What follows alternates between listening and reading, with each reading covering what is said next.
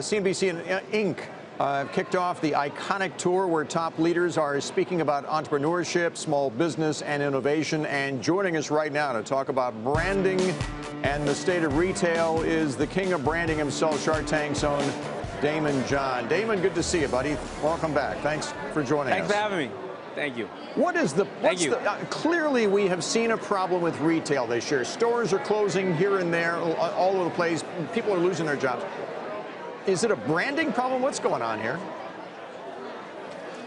You know, it's a branding problem. It's, people are getting more impatient with time. You got we can only sell people time, and if they can get it at their house, then why would they get it wherever you're at?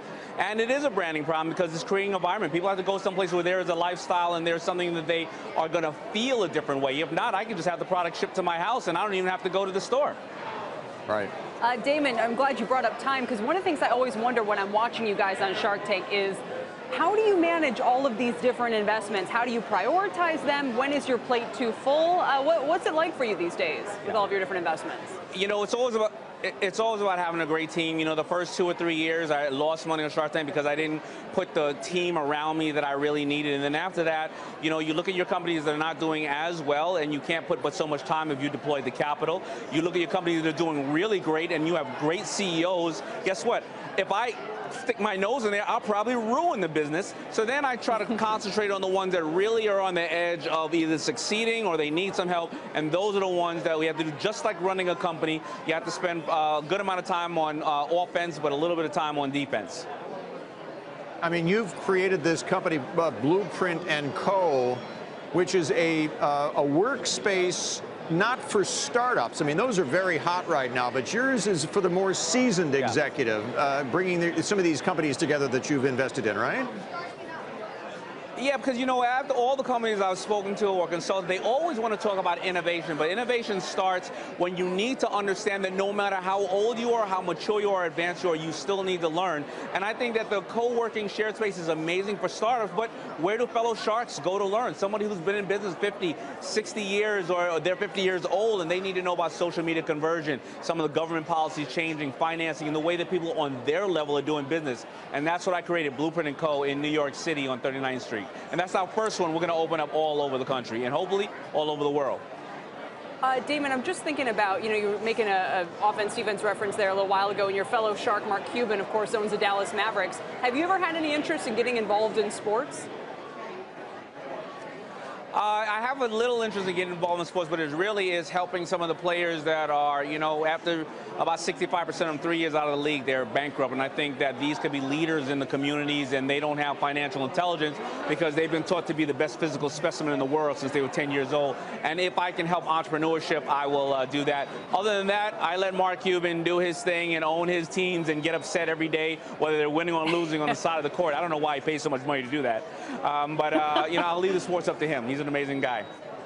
Fair enough. By the way, he also just said Bitcoin's in a bubble. Do you get involved with any of these cryptocurrencies or have a view on them and what's going on here? Do you get asked about it? You know what? I'm the people shark because I'm a simple guy. I make a T-shirt for 10, I sell it for 20. Make some Bubba's ribs, sell it. I don't know anything about that. I leave that up to the tech guys like the Mark Cubans of the world. Let me go back to branding before we let you go. And then I think specifically, let's talk about a company like Macy's, you know, that they're suffering right now. Their sales have gone down. And just today we learned they're talking about opening a park on the roof of their flagship store there on 34th in Manhattan. I mean, I know branding is in some ways about connecting with your customer. Is that a way to connect? I mean, are they grasping at straws? What's going on there, do you think?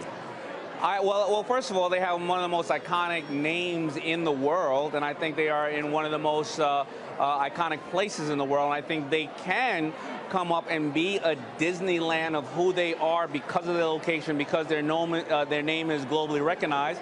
And I think this is one of the things. They're creating a lifestyle, and now it's going to be about how are they going to go and tell people that they are the new brand. I mean, we've seen many characters in our day, such as Bugs Bunny and this guy and that guy, but why do we love Mickey Mouse so much? It's because they created a global brand, and now you can Macy's can become the Disney World of retailers if they're willing to just change the game, and all the other brands would support them. That's fascinating to That's think about, interesting. how they'd become the Disney World of Dana, retail. real quickly, what would they have to do to become the Disney World, though? How do they fight against Amazon? How do they? Well, first of all, you have a physical location. That body's going to be there. Then the content has to be produced out of that location about how people are having the most amazing time in the world in that location. That has to be spread all over the globe. Then you have to be able to upsell people on being a member of that location, either they're in Japan or Taiwan or India, and you want that to be a destination. And then when they get there, they're going to get things there that they can't see anyplace else in the world. And then you're going to have a different version of that to sell to people through social media and through product integration and things of that nature. Movies should be shot there. I'll give you $150,000 for 20% of that idea. I'll take it because I have a whole bunch of them. Yeah. But ideas are We cheap. got It's a deal. execution We got that's a deal. important. There you go. Thanks, Daymond. Good to see you. Daymond John, of course, from Shark Tank. Thank you. Among many brands out there. Hey there, thanks for checking out CNBC on YouTube. Be sure to subscribe to stay up to date on all of the day's biggest stories. You can also click on any of the videos around me to watch the latest from CNBC. Thanks for watching.